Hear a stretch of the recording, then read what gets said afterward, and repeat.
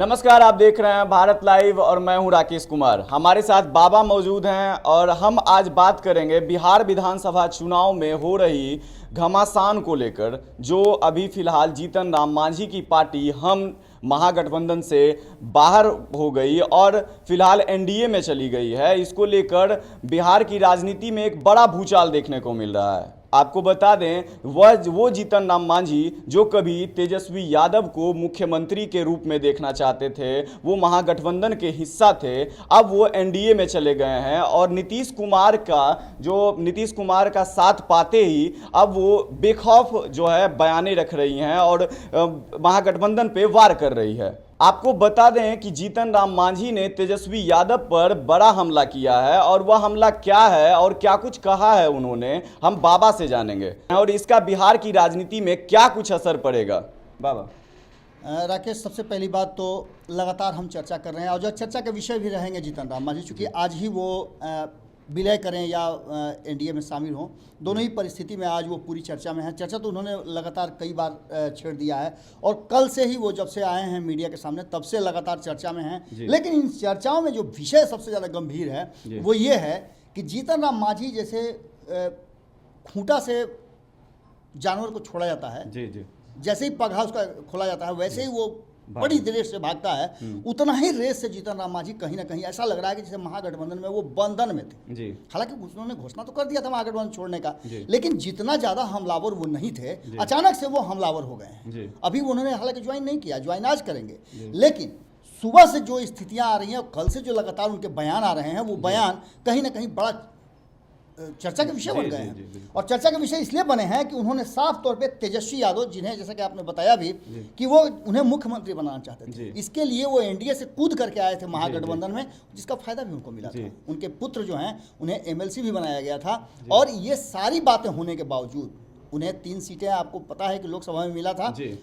इन सब के बावजूद इस सम्मान के लिए यहाँ आए थे, सम्मान उनको मिल रहा था। सभी ये बता रहे थे कि हमारे वरिष्ठ हैं, हमारे बुजुर्ग हैं। आपने देखा होगा कि लगातार चाहे वो आरएलएसपी हो, कांग्रेस हो या फिर वीआईपी हो, आरजेडी की भी बात कर लीजिए आप, सभी कहते थे कि हमारे वरिष्ठ हैं, बुजुर्ग हैं, जानकार हैं, पुराने राजनीतिज्ञ हैं, बिहार के चिंतक हैं, बिहार के मुख्यमंत्री रहे हैं। ये सब सम्मान उन्हें मिल रहा था। तो बाबा, ऐसा क्या हुआ, क्या कारण हुआ कि अब वो एनडीए में जा रहे हैं? जो तेजस्वी यादव को वो मुख्यमंत्री के रूप में देखना चाहते थे, अब नीतीश कुमार के गुणगान किए जा रहे हैं और उनको मुख्यमंत्री पद पे देखना चाहते हैं या फिर खुद बनना चाहते हैं। रामायण में तुलसीदास जी ने लिखा है कि सुरनर मुनि सब की हरिति या स्वार्थ लागी करहीं सब प्रीति। राजनीति में बिहार के एक बहुत बड़ी बात होती है कि आपको जैसे ही नजर आता है कि आप यहाँ से कुछ कर लेंगे, अब क्या कर लेंगे वो भविष्य बताएगा, भविष्य तय करेगा, जनता को तय करना है। लेकिन जिस तरह से नीतीश कुमार के सह पाते ही उन्होंने छुट्टा होकर के हमला शुरू कर दिया है, ये कहने लगे क्या उन्हें ये पता नहीं था 2015 में जब चुनाव खत्म हो गए थे, 2016-17 में जब वो नीतीश कुमार को छोड़ करके इधर 17 के बाद जब इधर आए थे, तो उन्हें ये पता नहीं था कि नीतीश कुमार कैसे हैं और तेजस्वी यादव कैसे हैं, लालू प्रसाद कैसे हैं। एक लंबी राजनीति वो कर रहे हैं। जी बिल्कुल। जब उनको मुख्यमंत्री के कुर्सी से बेदखल किया गया था, बड़ी बेइज्जत किया था, बड़ी बेआबरू किया गया था, तब उनका साथ किसी ने नहीं दिया था, भारतीय जनता पार्टी में दिया था। और भारतीय जनता पार्टी ने दिया था, उसी भारतीय जनता पार्टी को उन्होंने छोड़ करके और चले आए थे तेजस्वी यादव का। अब ऐसी स्थिति में फिर नीतीश कुमार जो बेइज्जत किए थे, उनके साथ जाने का तात्पर्य क्या होता है? तो कहीं ना कहीं इसमें बड़ी साजिश है और बड़ी बात है। अब तेजस्वी यादव को जो मुख्यमंत्री बनाने के लिए आए थे, वो अब नीतीश कुमार को मुख्यमंत्री बनाने की बात करें, जबकि बनाने की क्षमता इनमें नहीं है। ये तो एकदम क्लियर है। जरूर कोई ना कोई स्वार्थ होगा और इसमें 2-3 बातें जो मुझे पता चली हैं, जो हमारे सूत्र बता रहे हैं कि इनके साथ नीतीश कुमार की जो डील हुई है, इसमें एक राज्यसभा का सीट है। आप समझिए, बहुत बड़ी बात है ये। नीतीश कुमार के तरफ से इन्हें आश्वासन मिला है कि उन्हें राज्यसभा भेजा जाएगा, इसके साथ इन्हें 10 सीटें भी दी जाएंगी। अब ये 10 सीटें और एक राज्यसभा, आप समझ लिए कि किस तरह से बातें सब चल रही हैं।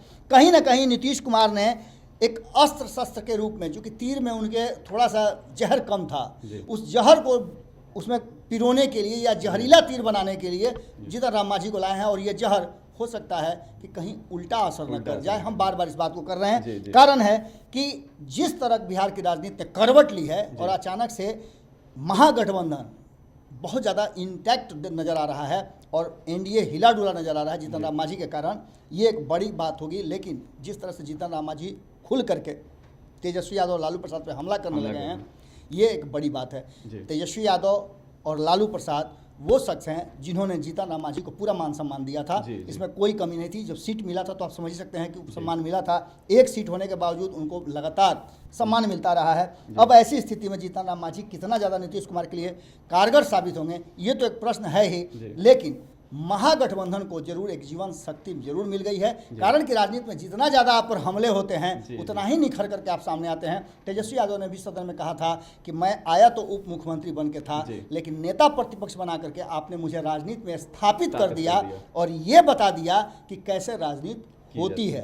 अब देखने वाली बात होगी कि 2020 के चुनाव में किस तरह से जीतन राम मांझी, नीतीश कुमार और तेजस्वी यादव में से किसे मुख्यमंत्री बनाने का काम पूरा करते हैं, ये वक्त बताएगा। बाबा, जिस तरह से जीतन राम मांझी पहले बीजेपी ने उनका साथ दिया था तो बीजेपी के साथ थे, फिर बीजेपी का साथ छोड़ के उन्होंने तेजस्वी यादव का हाथ थाम लिया। उसके बाद अब जब तेजस्वी यादव के साथ थे, उन्हें मुख्यमंत्री पद पे देखना चाहते थे, अब उनका साथ छोड़कर जो है अब नीतीश कुमार के साथ चले गए। क्या लगता है कि आगे यहाँ भी ये कोई पहले शख्स नहीं है जी राकेश। उनके जो जिनके साथ वो गए हैं वो भी ऐसा कर चुके हैं। उन्होंने सदन में कहा था, कई बार मैं बातें रिपीट कर चुका हूं और पब्लिक डोमेन में है, सोशल मीडिया में सबसे ज़्यादा अगर चर्चा का विषय कोई है तो वो यही है कि नीतीश कुमार ने जो सदन में कहा था कि मर जीते जी अब कभी भी भाजपा के साथ नहीं जाऊंगा, वही काम दोबारा आप देख रहे हैं कि जीतन राम मांझी भी कर रहे हैं।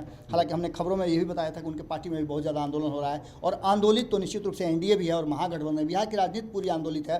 जीतन राम मांझी में जितना उनका औकात नहीं है, कद नहीं है, हम बात नहीं कर रहे हैं, राजनीतिक परसेप्शन में है, लोग ये बातें कर रहे हैं, चर्चाएं हो रही हैं, राजनीति में भी हो रही हैं और जानकार भी बता रहे हैं कि जितना उनका कद नहीं उससे ज़्यादा उन्हें बड़ा करने के प्रयास किया जा रहा है। नीतीश कुमार उनको सामने लेकर के आए हैं चिराग पासवान के विकल्प के रूप में और ये विकल्प हो सकता है कि फ़ायदा करे भी, लेकिन अक्सर इसका रिएक्शन ही होना है, ये बात तय मान। जी, तो एक बड़ी खबर आ रही थी कि जीतन राम मांझी महागठबंधन से बाहर निकलकर अब एनडीए में शामिल हो रहे हैं। तो अन्य बड़ी खबरों के लिए देखते रहें भारत लाइव। नमस्कार। बढ़ाएं अपना कदम सक्सेस की ओर शिखर करियर इंस्टीट्यूट के साथ। शिखर करियर इंस्टीट्यूट पूर्वी भारत में एकमात्र कोचिंग संस्थान जो एक्सक्लूसिवली है मेडिकल एंट्रेंस एग्जाम के लिए।